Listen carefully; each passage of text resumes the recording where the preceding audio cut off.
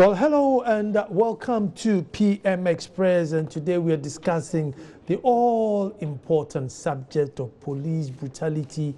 And indeed, when our colleague Kojo Yangsing was interviewing the IGP, he was making suggestions that maybe we need to increase the educational level as the entry point into the police to first degree. I mean, I'm sure many years ago, you could go into the police as an illiterate, and then they probably went to Sign 4, and then they went to Form 5 and 6 Form, and then JSS, and now they say, look, why don't we move it up to first degree? Because in that case, you are guaranteed that the people who are coming in maybe will be have more substance. Maybe it will be more difficult to bribe or more difficult to coerce. However, I asked myself, at the time when the Ghana police was the Ghana police, because I'm sure there was the good old days, I didn't think they had enough graduates in there as they did now. So what is it that made those non-graduate policemen, exude so much respect and command and did their job so diligently? And now that we have enough graduates, because believe me or not, even though they have JSS recruits, I believe that present-day Ghana police has more graduates than it did before. And folks, if you've ever had the opportunity to travel, maybe Germany, maybe the UK, and you see how the police comport themselves, some don't even carry ammunition, but they command so much respect.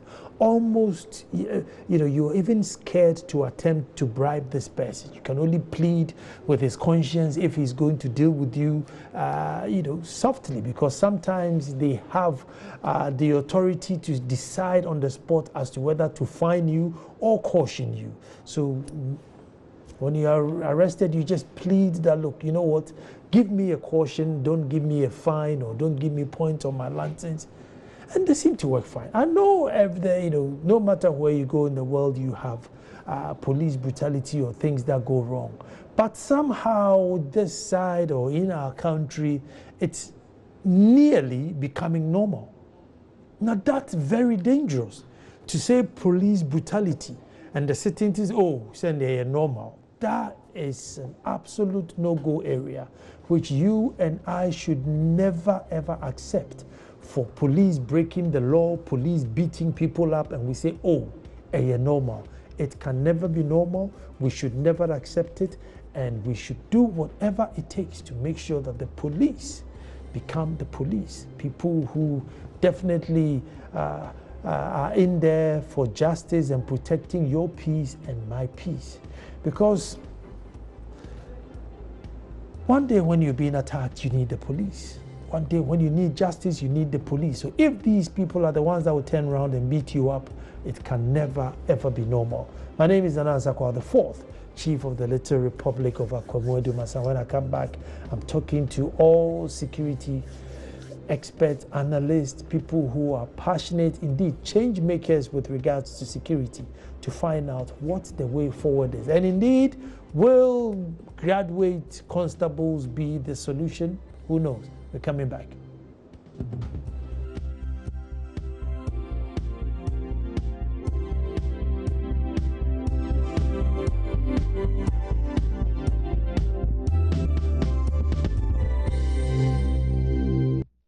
In many jurisdictions, police malfeasance are normally tried by independent bodies, for obvious reasons, so that people will see the transparency in the investigations of the matter.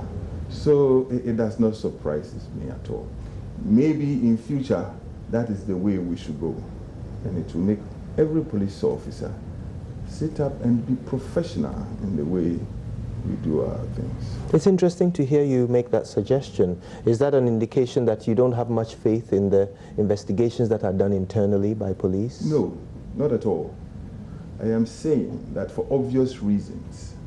Immediately when this thing occurred, there was this outcry. We don't want the police to do it. Yes, that is the natural way for every human to respond to such incidents. But if we have an independent body trying a matter like this, I mean, it's a win-win thing. Yes, both parties will accept the outcome. Well, thank you very much for staying with me in studio. Is our own friend who's missing in action, but we found him, Adam Bona, who's a security analyst. Adam, you're welcome. Thank you. It's been a while, and it's nearly a fishapa. That's good. And then we have the change maker, Paul Avui, retired police officer superintendent. Paul, you're welcome. Thank you. And then joining us on the phone later would also be Kwesi Enin, also another security analyst. But since Paul was in the police force, let me start with him.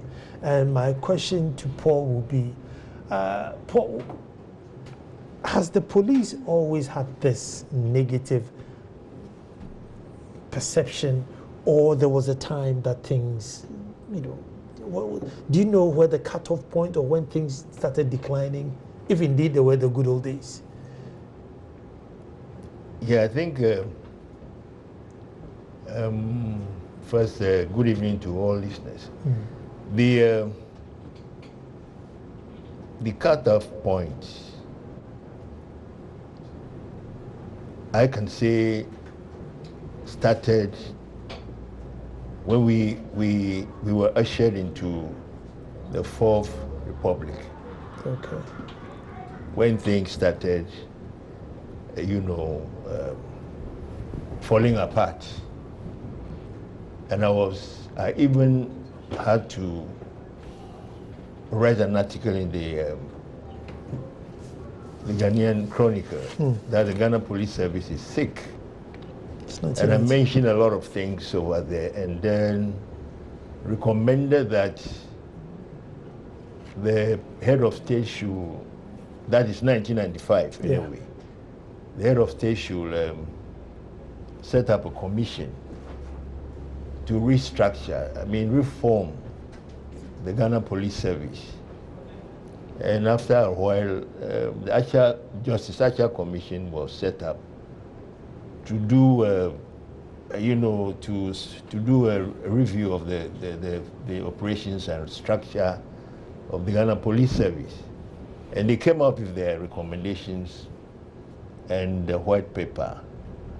That was 1997. But unfortunately, the report continued to gather dust.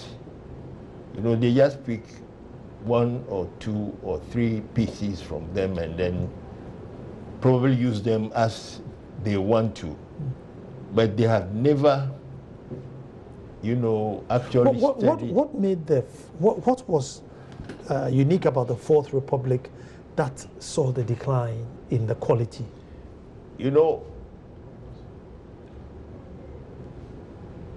Let's start from the First Republic. When the first president, Kwame Nkrumah, became the president, within a period of 6 years or 9 years or so, he was overthrown. At the time that Ghana was granted independence, the police was more or less militaristic, because the police service started with some Hausa military men from Nigeria, who were brought in, and and they started, and that sort of militaristic orientation was there until Kwame Nkrumah took over. But then there was no proper transformation before the coup, 1962 coup came. And then during that period, it's all military, police military, and the same militaristic orientation continued. And then Busha came in. He also got together a committee, the Boyles Commission, to look into the police service and bring reforms, but his period did not last long. Another military coup. And so Achampong came, and so it's like the police service had not been given a chance to evolve, you know, and transform itself into a proper democratic institution who will do things, you know, lawfully or lawfully. And then the Hillary man came, President Hillary man came, a short period. Then another long period of military rule. And so it was the police military again. So there was no time frame for the Ghana Police Service to evolve properly, because it's all military orientation as at 1993. And we entered that period without any serious attempt to do any proper reform until, you know, I kick-started the call for reforms, and the Archer Commission committee was set up, but nothing had happened realistically. And so you see that we say we are doing democratic policing, but we are not doing the democratic policing because we still have a 47-year-old Police Service Act, an 18-page 47-year-old Police Service Act, which has not seen any change. So, which law is ruling the Ghana Police Service? An archaic, obsolete, law. So, these things will happen as they're happening now. Let me come to Adam. Adam, do you think if the constables had a first degree in marketing, sociology, at least you have gone through a first degree and then before you become a recruit, would that improve the quality of the service? Yes, thank you very much, Nana Sakwao. And good evening to your cherished viewers, and good evening to the team at Security Warehouse Limited. Before I come to that, I would want to, just like my colleague here did enumerate with regards to why we haven't seen any significant changes in the Ghana Police Service, probably since independence. He talked about, the Queen's Regimental Force was set up to, use a very militant way of extracting information and intimidating the citizens. And so right from there, there was that, disconnect between the citizens and the the police. I mean, that dislike has always existed because they were seen to be people who were sent to always come at them. Eventually, when probably Ghana gained independence, we didn't do that much to orient them. And probably fast forward to the Fourth Republican Constitution. I mean, we seem to be dancing around this whole issue about policing.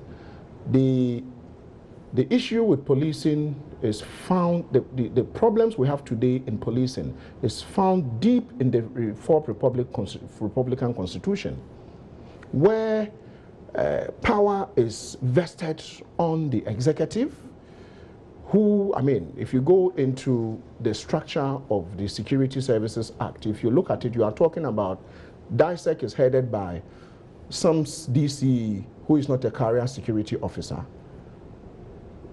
RECSEC is headed by some regional minister who is not a career, what do you call him, a security officer.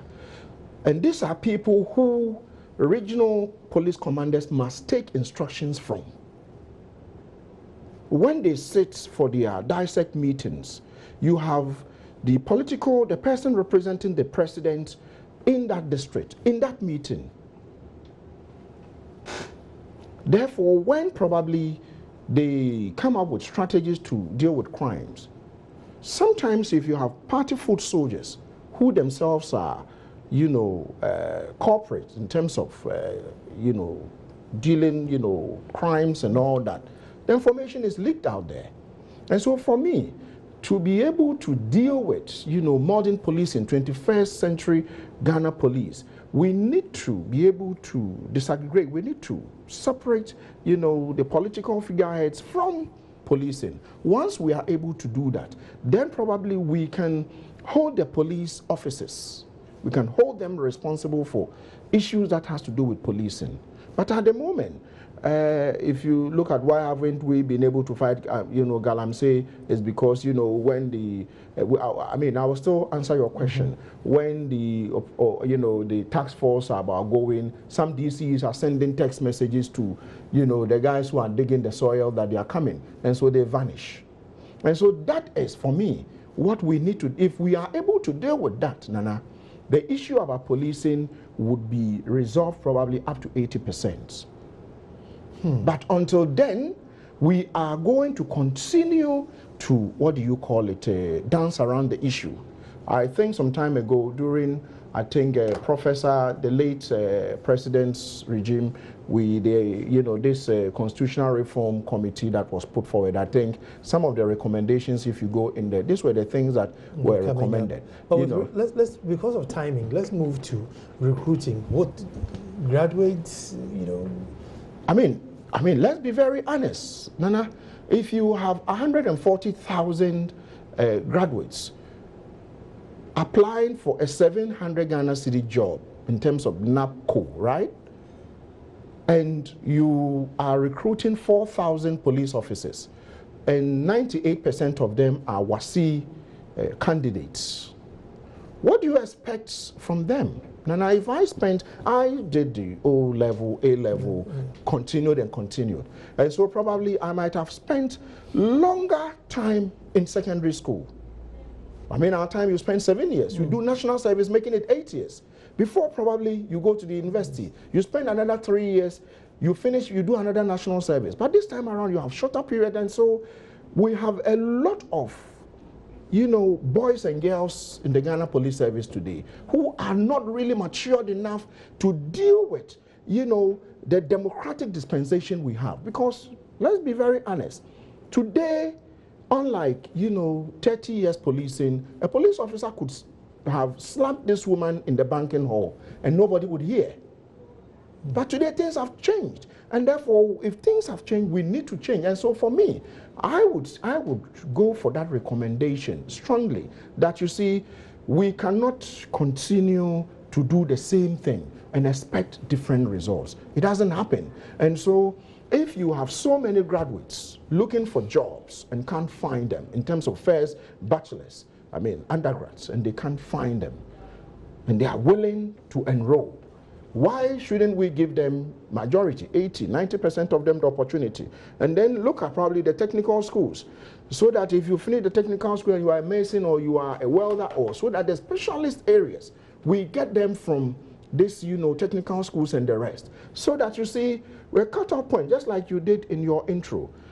Some time ago, you didn't have to be able to read and write like I can do before you entered. It got to a point, they phased it out. It went to Science 7 or, Form 4. They phased it out, and then eventually they are now taking the O-levels and maybe the A-levels, and they are combining with WASI. And that is why we have all this. And so for me, I do believe that if we are able to do that as a nation, if we are bold enough to do it, majority of our problems will be solved. Because probably the boy who might have finished the secondary school in my village would have fewer people he finished the secondary school with.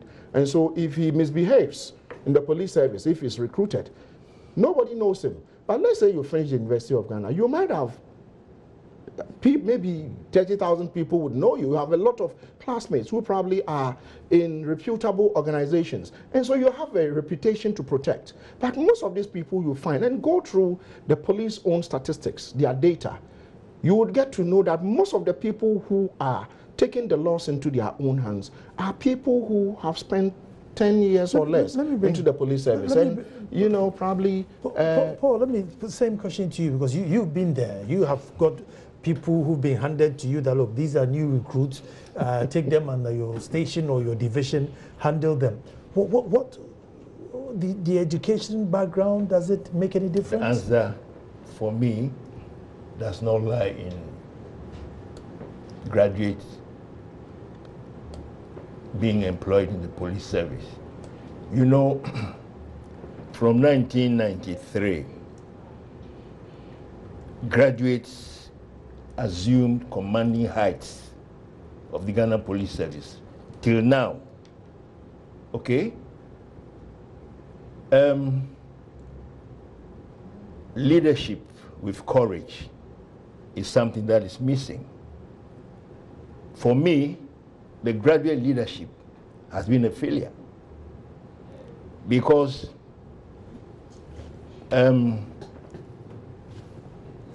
what they need to do in terms of having what we call it vision has not been there. Leadership vision has not been there. Police work is not necessarily what we call it paper qualification.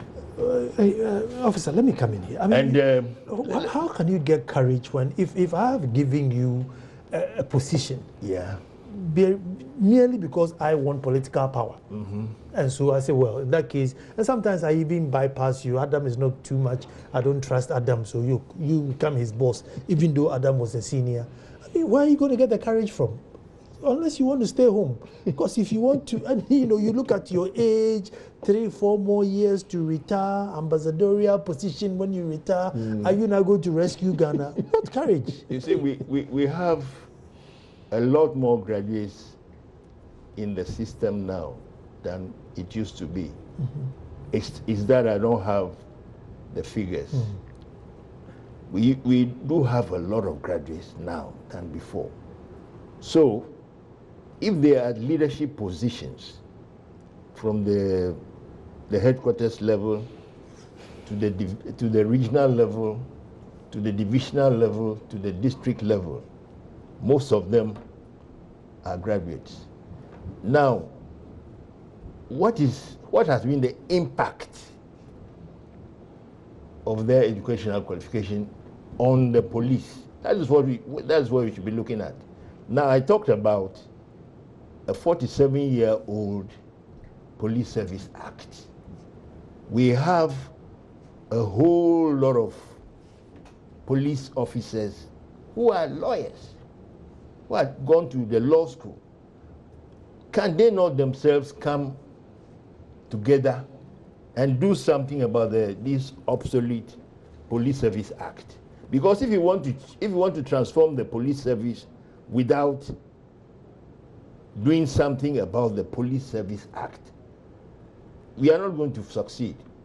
When the country wanted to go democratic, there were consultations all over for the document, the constitution, the draft, to come into being, and then we are going according to what the constitution says. But in the police service, we don't have that sort of a very dynamic Police Service Act, which will regulate the activities of the police service.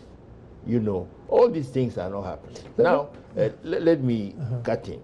The IGP said something about an independent police, complaints commission. Yeah. Actual commission 27 years ago made this recommendation. So will he have to take The future, because his answer was that maybe in the future. Maybe 27 years ago, I mean, this recommendation was made. So does it have to take the president of the country to make sure that these things are done? Don't we have leaders there?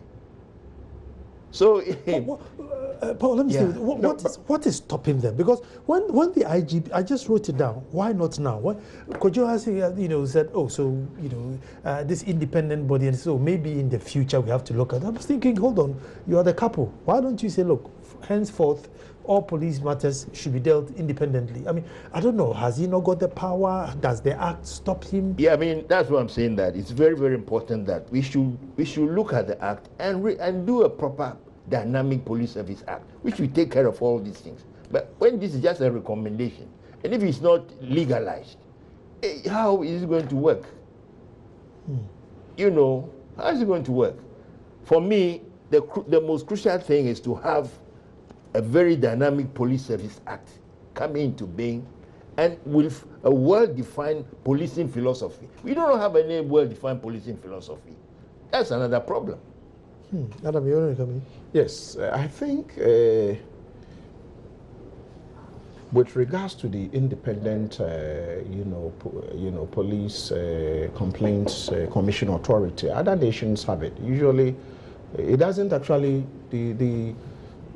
it's not the police administration that sets that up.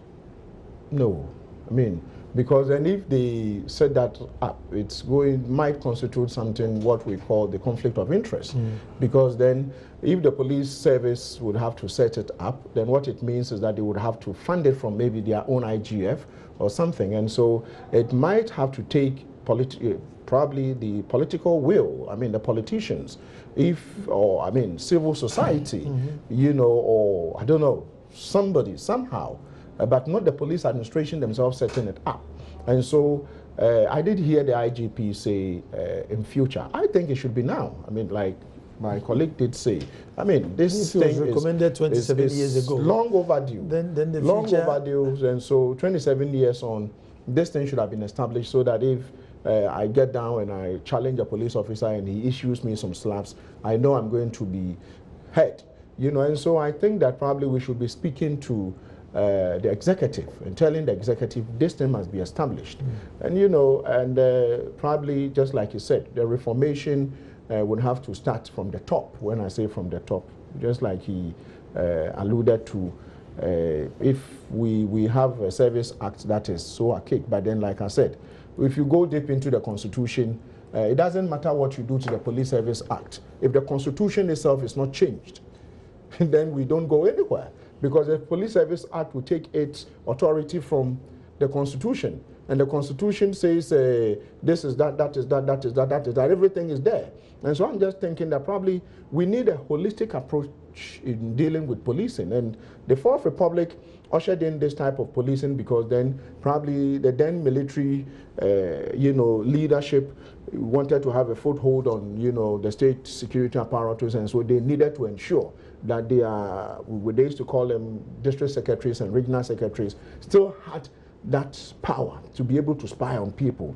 But today, you don't have GBC alone broadcasting. We have multimedia, probably the biggest media institution in the country. And so why would a military man go to GBC if he wants to take over the country? He has to come to Kokomlemle. He has to come to Kokomlemle. Do you understand me? He needs to come to Kokomlemle and take over this thing and begin to announce. And so, so what I'm trying to say is that the Constitution would have to be, if you even look at,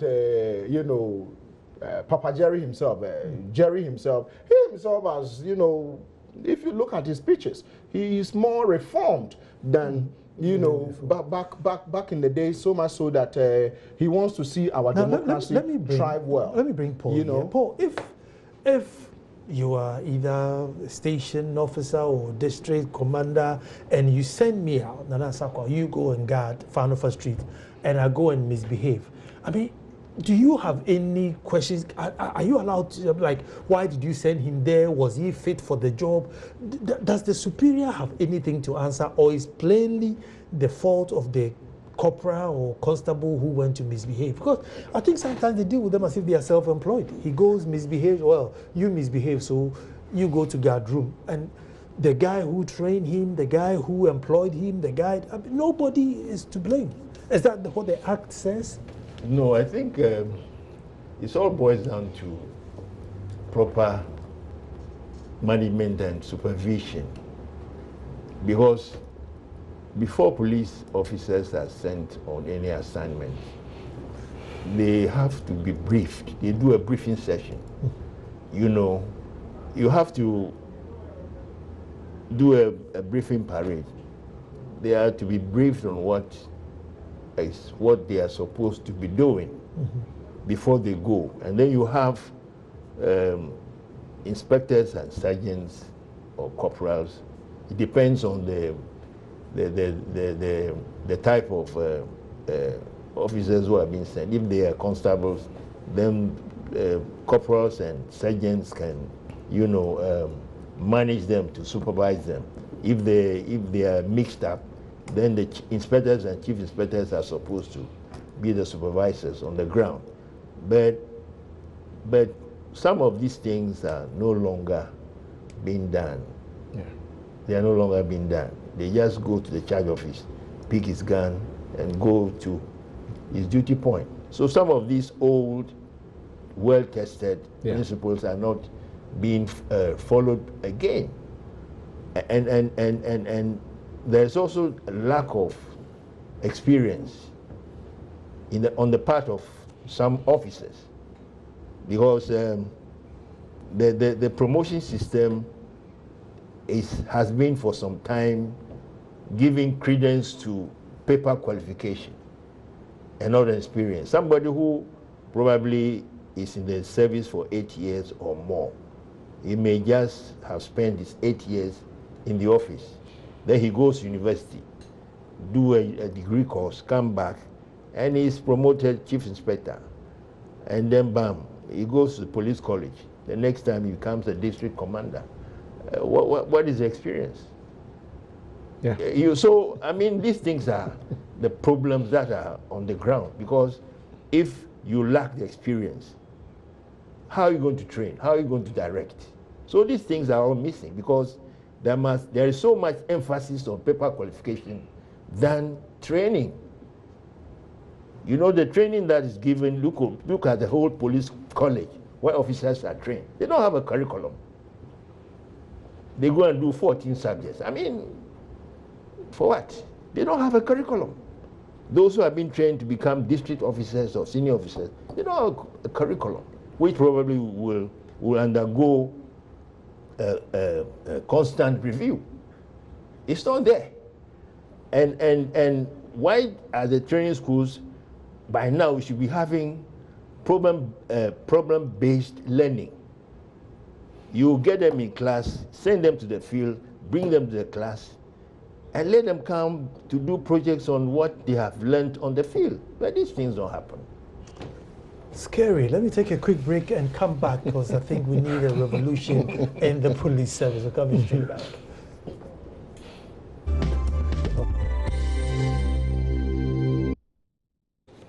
It's a very, very serious matter and issue of policing, because it's got to do with justice and protection and safety. It's one of those things that you don't take it lightly at all. And whatever it is, what we need to do, put pressure to make sure that they get on the right path is important. During the break, we're talking about examples in other countries where when you pass out of the police as a new constable, you always have to shadow a senior officer, maybe an inspector. So whether you are on the road, whether you are the arms division, whatever it is, you have to shadow your senior. And they normally call little Hitlers. Why? Because the senior officer is there watching your move, they go by the book. And so if they stop you and they catch you, Adam, I'm sure you've witnessed it, it's just, you just don't want to. Because if the senior officer stops you, they could use their discretion to say, okay, I'm warning you, don't do this again. Maybe it's your tail light. I don't want to go and fix it. But these guys will give you pointers and issue a producer. Flinching. Does it help, or does it become a nuisance? No, what you see, one thing I don't see in our police is the use of proper discretion or discretionary power. No. I don't see it. The police institution all over the world is the only institution that is vested with the use of about 99% of proper use of discretion. 99%. You can even go further. Because then, just like you gave the example, I mean, in London, I had gone to Kensington early in the morning at dawn to buy fish from the fish market, and we're coming, and my son somehow got into, put my fog light on and all that. And you had one of these little Hitlers with, the senior officer or his trainer. They stopped me just right after I'd come out of, Blackwall. And he's supposed to check me while the supervisor was. And he went on and on and on. And it was cold. I think it was in October. It was so cold.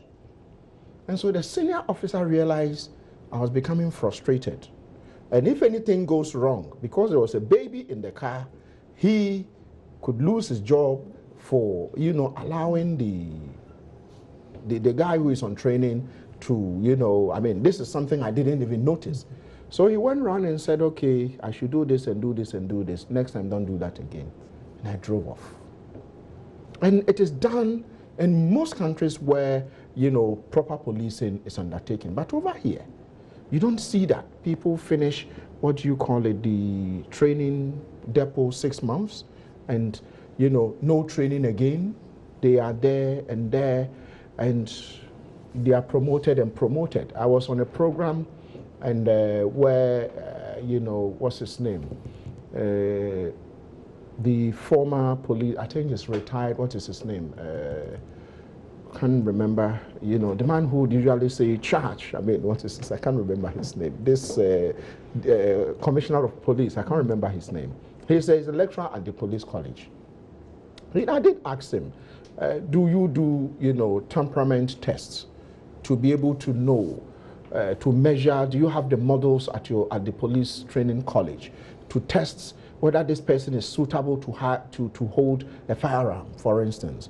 Because then if people don't go through this stress test, you know, what you would see is going to be least provocation, and they cock their rifles and they will shoot you. And we've seen that a lot, and it has to do with the fact that we have to look at the training regime so that these people, they go through the models properly.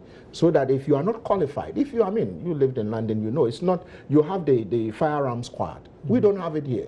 Every police officer automatically is trained to handle a firearm. And so when there is dispute, people who are not even trained to handle, you know, to deal with, what do you call that, crowd control, are put in there to deal with the crowd. And sometimes, if you saw what happened at the you know, the stadium disaster, May 9, it has to do with our inability to, you know, deal with crowd control. And so these are some of the excesses that would happen if we don't put a lot into policing. And so I want to see a situation probably in the next 6 months, we see a radical change. And it has to start with probably the recruiting process. Politicians should stop dumping you know, people who are not so qualified on the police administration. It's something that for me is not right, and one of the things I've also called for, Nana, has to do with the fact that the police should go back 10 years. Anybody who entered the Ghana Police Service, they would have to check and see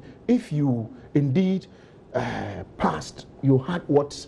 You see, let me hold you on pass and go to Paul. Paul, we all know that there are protocols where every party comes, they have to bring their foot soldiers. But should they pass? I mean, yes, bring them, but you've given them the opportunity. They have to go through, and, you know, is it compulsory that once you came, they should pass? If they fail, they fail. I don't know.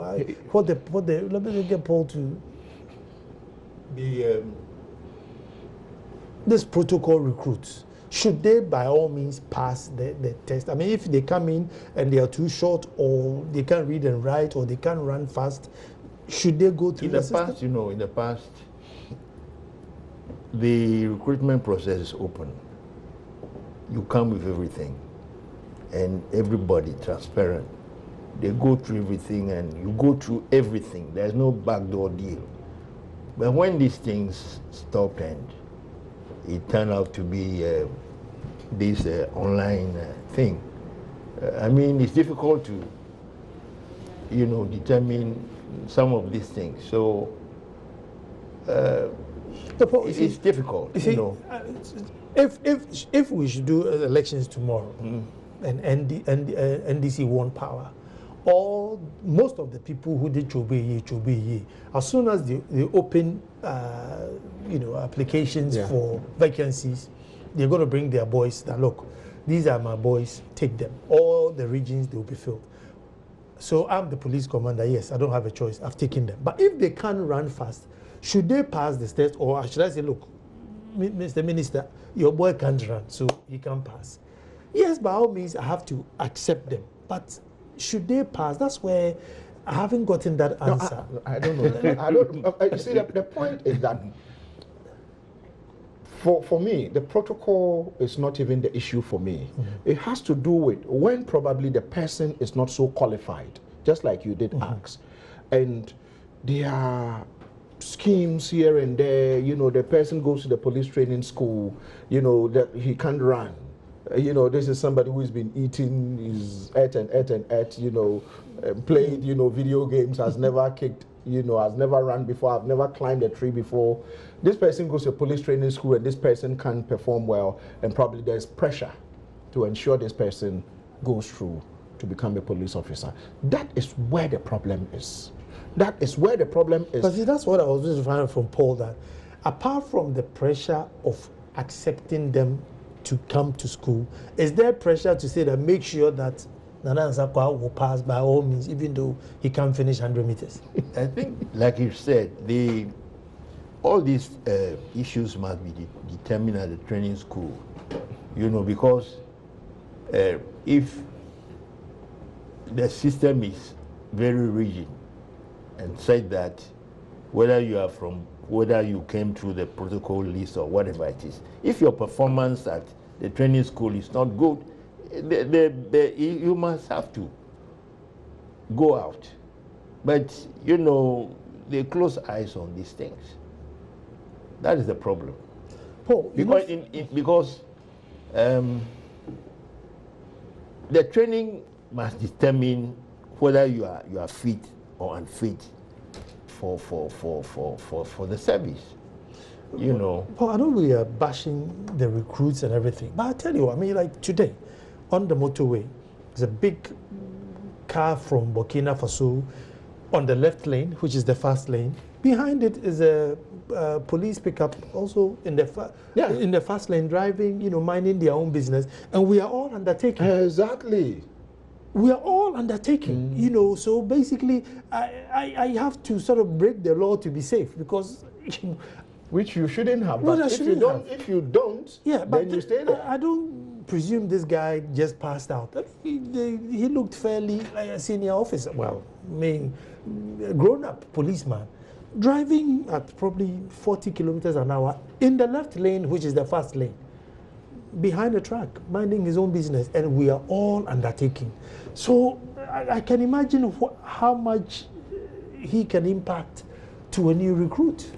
Yeah, because like he said earlier on, he goes out from recruit training 6 months or 9 months, and then there's no training till another 4 or 5 years.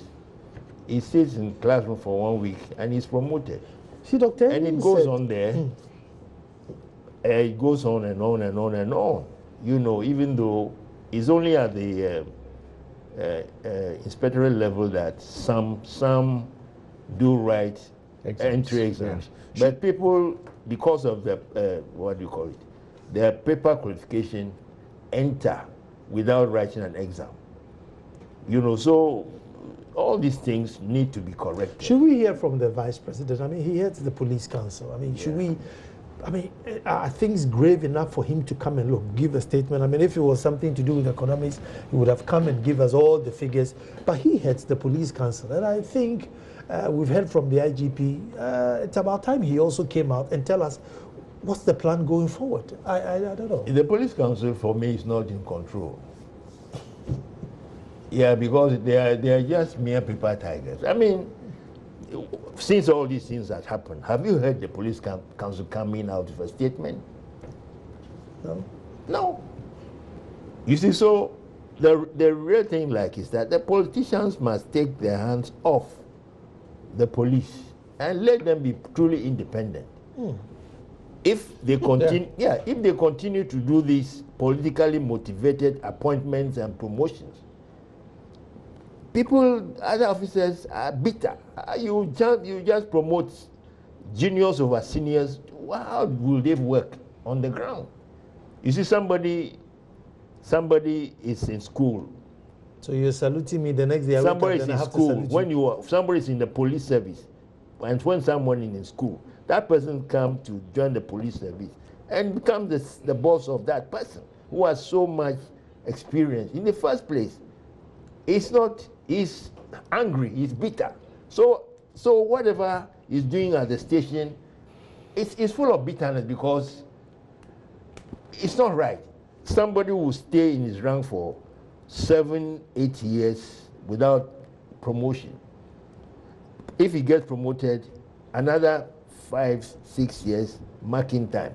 So by the time he leaves the police service, he goes with a reduced pension because probably the 30 years that he did, 15 years or 10 years is gone because he had been marking time in ranks. So with this person at the station, when you go to the station, already he's boiled up. You get a hostile treatment. Or he goes on duty with a gun. He's already bitter. So, you know, working 15 hours or 18 hours around the clock. Is that Akrofi? DCOP, COP Akrofi also. Yeah, I was just... You're trying to remember. Working 18 hours or around the clock. You go to certain police stations, there are only 4 or 5 there. They are working around the clock. They're already depressed.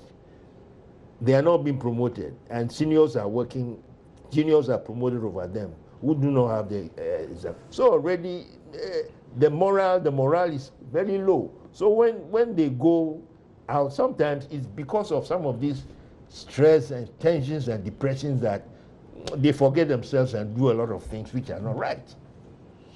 Adam, so going forward, how are we going to reduce drastically this police indiscipline? And it's becoming too much. I remember Kosiening saying on this show that, mark my words, it's going to double. At that time, we haven't even heard all these things.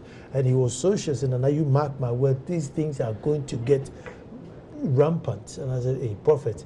And here he is, you know, sadly, you know, it's too much.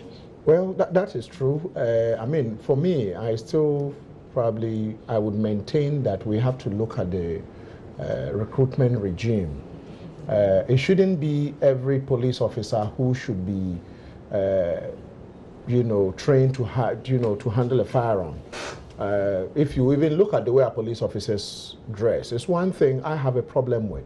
They shouldn't be mimicking the military. The military, they are trained to fight in wars. And so the way they dress is not usually suitable for, you know, civilian, you know. Paul's been saying this so many times. And so, first of all, the way you dress sometimes tells a lot about the way your psyche, the way you think. And so you have I mean, I'm just watching, you know, this on your screen, and you can see them, you know, 90% of our police officers now try to dress like the military. Whereas if you go to other countries, some of them dress and they, you know, like gentlemen, and they are neatly dressed. And these are, some of them, I mean, in Britain, they don't even hold firearms. They have the firearms squad who would usually dress even more serious than the military. And those people, when they come in, usually we are told that, I mean, in London those days, we are told those people the bullets given them is not counted. And so if you are messing up and they tell you the firearms squad, they are coming, you have to vanish, because when they come, they might put some bullets in you. But over here, it's not that way. And so we need to look at, and so for me, with the issue about probably looking at, you know, upping the game with regards to the paper qualification, I still think it is very important. When we do that, we are going to have some of the investors actually going into courses like, you know, forensic investigations, criminology, trying to, you know, but you cannot teach these courses at the, you know, at the lower level. So that once we are able to have a lot of these graduates doing these programs and getting recruited, chances are that they are willing to upgrade and appreciate in rank. And also, I mean, Nana, most of these young recruits who are taken sometimes don't help themselves. The person enters with WASI and sometimes will stay there, like he's saying, after 4 years he gets promoted, he goes on and on and on till he gets to where he needs to actually sit an exam. And so for me, I think that the recruitment procedure would have to be looked at. And when that is also done, we would be killing a particular, you know, disease, because then you won't have too many people who can be dumped on the Ghana Police Service by the politicians. Because the graduates will not normally come and do chobo. No, they won't come and do chobo. So we are going to kill that. Too soon. That's what time we're allowed. But I'll just give 10 seconds to Paul. Paul, I remember you saying that you don't even understand why police wear desert boots these days. Yes, the other time. So I don't understand why police are even wearing it's the question of indiscipline to still boil down to recruitment and the political influence. Political influence. Let us they should leave the police how we service can to be adjust the independent. constitution to delink the politicians. And then we need from a the whole police. national consultative meeting There on are the police. indeed good men in the On police, the police. and if you give them the leeway, I'm sure they will definitely work hard. Thank you very much for watching. All too soon time is up, but you know what? Tomorrow we'll be back to do this all over again. Gentlemen, thank you so much. Thank you.